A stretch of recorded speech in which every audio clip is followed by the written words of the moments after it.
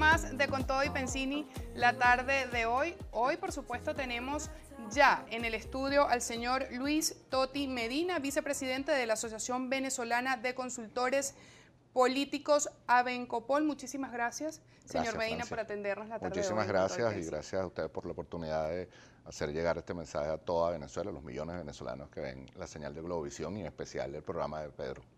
Así es. Señor Medina, se acercan las elecciones de este domingo 15 de octubre. Muchísimas han sido las informaciones que surgen a lo largo del día, a lo largo de estos meses. Sin embargo, vemos con importante atención el tema de la participación ciudadana en estos comicios, entendiendo que en un principio, y pese a muchas de las políticas, a muchas de las opiniones que se han suscitado tanto dentro de la opción gubernamental como dentro de los sectores de la oposición, las personas o los índices que se avisoraban en un principio de participación continúan en ascenso.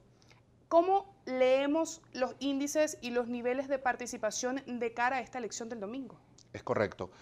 Es apropiado decir, Francis, cómo llegamos a este proceso electoral. Llegamos con 10 meses de retraso. Esta elección debió haberse producido en diciembre del 2016, que fue cuando los gobernadores actuales cumplieron su periodo constitucional. Es decir, llegamos en otro momento político distinto al que teníamos. El momentum político del 2016, de diciembre del 2016, era totalmente distinto a este. Llegamos además con una situación política post-instalación de la Asamblea Nacional Constituyente que significó para buena parte del electorado opositor o para buena parte del país opositor una derrota, si se quiere, también emocional, que desmotivó, que desmovilizó a buena parte de esa base electoral. También llegamos a unas elecciones... Y que se llevó a cabo también de una manera bastante rápida en comparación con otros procesos electorales a los que se debió llamar anteriormente. El CNE de a ratos se comporta como una oficina de asuntos electorales del partido del gobierno, más que como un órgano independiente con la transparencia necesaria para regir un proceso electoral en el que un grupo de ciudadanos deben dirimir sus diferencias políticas o deben manifestarse o expresarse políticamente. Llegamos también a unas elecciones que pudieran no ser calificadas de regionales, sino elecciones de gobernadores, porque no se van a elegir los consejos legislativos. Es decir, estas elecciones son bastante particulares. Este tipo de elección, además no hay elección en Caracas. O sea, correcto. Caracas no elige gobernador y eso también impacta sobre el nivel de comunicación y de presencia mediática de lo que es en los medios esta campaña electoral. Ciertamente existe un país más allá de Guarenas, también existe un país más allá de Tazón, pero lo que sucede en Caracas sucede en el país, o por lo menos sucede en los medios, suele suceder así.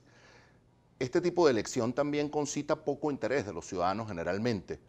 En Venezuela se tiene más interés en participar en elecciones presidenciales que en elecciones regionales. A todas esas variables debe sumarle una que es inédita en Venezuela, y es que esta vez se hizo campaña por la abstención.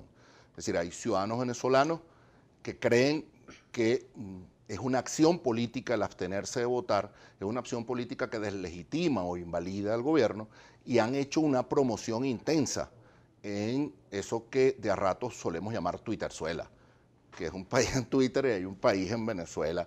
Cuando recorres el país en un momento como este te das cuenta que sí hay una motivación, que estas últimas semanas ha subido la intención de participar.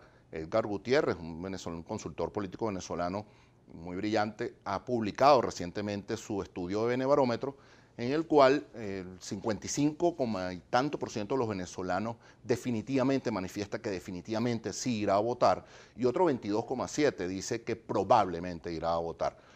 Es decir, que esa cifra o ese porcentaje podría aumentar de ese 22% que posiblemente pueda votar. Hay ese 22% debe migrar un porcentaje importante, superior al 10%, de irse manifiestamente a votar. El fenómeno de la abstención no es solo un fenómeno dentro del electorado opositor, el fenómeno de la abstención también es un fenómeno dentro del electorado oficialista que también se siente defraudado, se siente desatendido por su liderazgo o por su proyecto político, y también está acusando la renuencia a asistir a votar. Eso ha sido una realidad. Pues este tipo de elección, como te decía, que normalmente tiene una abstención importante, porque siempre la ha habido, habría que sumar la campaña activa, militante, que en redes sociales, principalmente en el Twitter, que es digamos, es la red social política por excelencia, es la red social donde la gente mayormente expresa su opinión política. Esa campaña se intensificó. Hoy podemos decir que los niveles de participación o de intención de participar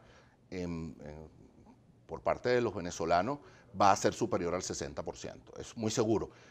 Y desde luego, entonces entran en juego las otras variables. En los estados donde hay una elección muy cerrada, los estados donde la competencia entre el candidato de un lado y del otro está bastante cerrada, la abstención va a ser un definidor, va a ser una variable que defina. Es decir, que estos comicios van a ser muy diferentes a los que estamos acostumbrados a ver en elecciones de gobernadores. Por la variable de abstención, sí. Sin embargo, por el resto de las elecciones que hemos vivido los venezolanos en los últimos lustros, no.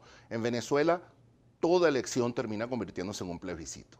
En Venezuela, toda elección termina convirtiéndose en una aprobación o desaprobación del liderazgo presidencial, en una lectura de si se apoya o no al presidente y su proyecto político. Es decir, la fotografía del 15 de octubre, al final de la noche, definirá y marcará el análisis del país. La lectura que se haga de esa fotografía del 15 de octubre sustituirá además a la del 6 de diciembre. Esto es game over, esto es un juego nuevo. Esto empieza nuevamente una lectura y una fotografía de país que el 15 de octubre en la noche definirá los márgenes de aprobación o de desaprobación del proyecto político del presidente Nicolás Maduro y de su partido de gobierno. Así termina prácticamente en Venezuela toda elección, en una suerte de plebiscito. Y eso, cuando habla precisamente de plebiscito, podemos vincularlo o asociarlo al momento actual que vive nuestro país, tomando en consideración pues una serie de variables de índole no solo política, sino también económica, social. Desde luego. Y es que Venezuela no termina el 15 de octubre. O sea, Venezuela el 16 de octubre, el país. El 16 de octubre hay instituciones. La lectura que se haga de ese proceso definirá también el rumbo político de Venezuela. Digamos, si el 16 de octubre en la mañana un proyecto ciertamente hegemónico y totalitario como el gobierno jamás ha gobernado con más de la mitad de los gobernadores en oposición. Es decir, el gobierno siempre, el poder central, el poder ejecutivo, el presidente fallecido Hugo Chávez y el actual presidente Nicolás Maduro jamás han gobernado con más de 5 gobernadores o 6 gobernadores en contra. Es decir, que en el país que amanece el 16 de octubre, el oficialismo tenga más de la mitad de las gobernaciones, que es lo que previsiblemente se espera, más de la mitad de las gobernaciones en contra, supondrá un nuevo juego para el gobierno y supondrá la obligación de que ambos sectores terminen por reconocerse y terminen por producir los acuerdos necesarios de convivencia, los acuerdos necesarios que produzcan los cambios en el país que tanto estamos necesitando. La situación del país, es inocultable que la situación del país no es la mejor y la más bien avenida para los venezolanos. Señor Medina, de lo que va a pasar el lunes 16 de octubre, quisieran que habláramos un poco más en la próxima parte porque debemos analizarlo con mayor hincapié, sobre todo por el tema de la participación, que ya bien usted lo acaba de explicar, pero también por este fenómeno que usted está abordando sobre la posibilidad de que el gobierno del presidente Nicolás Maduro no tenga el apoyo en varios o en más de 10 estados del país. ¿En qué se basan? ¿Cuáles son los análisis que se están haciendo? ¿Cuáles son las probabilidades de que esto efectivamente ocurra el domingo 15 de octubre? De eso hablamos en la próxima parte con el señor Luis Toti Medina, vicepresidente de la Asociación Venezolana de Consultores Políticos. Recuerde participar a través de nuestras redes sociales, @contodoypensini, @globovisión, @francisgtn. Ya venimos con más.